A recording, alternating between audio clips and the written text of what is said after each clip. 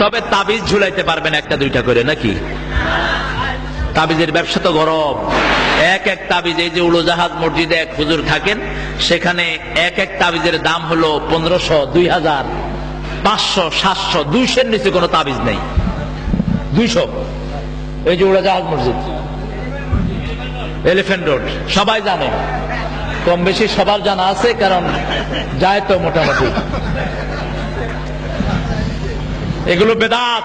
এ সমস্ত হুজুরদেরকে পুড়ে দেন, জ্বালিয়ে ফেলেন এদেরকে। মান আল্লাকা তামিমাতান ফাকাদ আশরাক। এগুলো যারা ঝুলায়, বিশ্বনবী বলেছেন ওরা মুশরিক। মান আহলাফা বিগাইরিল্লাহি ফাকাদ আশরাক। আল্লাহর নাম ছাড়া অন্য কারো নামে মানত করা শিরক। খাজার নামে মানত করলাম, শাহজালালের নামে মানত করলাম, তারপর মঈনুদ্দিন চিশতির নামে মানত করলাম, এই সবগুলো মানত হলো হারাম, হারাম এবং হারাম এবং শিরক। আল্লাহ আমাদেরকে বেঁচে থাকার তৌফিক দান করুক। কোরআন শরীফের ভিতরে দেখবেন ঘর করা আছে, ওইটার মধ্যে নাই। ভারত থেকে যেগুলো বের হয়, লখনৌ থেকে যেগুলো বের হয়, তারপর বাংলাদেশে যেগুলো ছাপা হয়, সূরা ফাতিহার নকশা, সূরা ইয়াসিনের নকশা, 30 পারা কোরআনের নকশা আছে না নাই? এই সবগুলো নকশা হলো হারাম। এই নকশাগুলো উদ্ভাবন করেছে ইহুদির বাচ্চারা।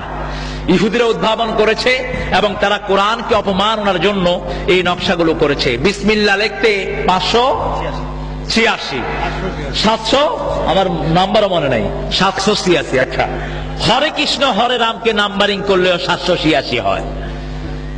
এত নিকৃষ্ট করেছে। এই ছকগুলো যারা ব্যবহার করবেন, কবিরা গুনায় তারা গুনাহগার হবেন। এগুলো শুধু বেদাতই নয়, এগুলো আপনার ঈমানকে নষ্ট করে দিবে। বরং আপনি কোরআন পড়বেন, কোরআন পড়লেই ঔষধ আছে না নাই? কে বলেছেন? জোরে বলেন। আল্লাহ বলছেন, পড়েন, অনুনাজ্জিলু মিনাল কুরআনি মা হুয়া শিফাউ ওয়া রাহমাতুল লিল মুমিনিন। এই কোরআনে আল্লাহ বলছেন, আমি যা নাজিল করেছি এটাকে আমি ঔষধ বানিয়ে দিয়েছি, আর এই কোরআনটা আমি শুধু মুমিনদের জন্য রহমত করে দিয়েছি। আবার এই কোরআনের সাক্ষী পাওয়ার জন্য সাক্ষীর দরকার আছে না নাই? কোরআন যদি সাক্ষী না দেয়, কোরআন যদি বলে আমার দলের লোক, আপনার কোনো আযাব হবে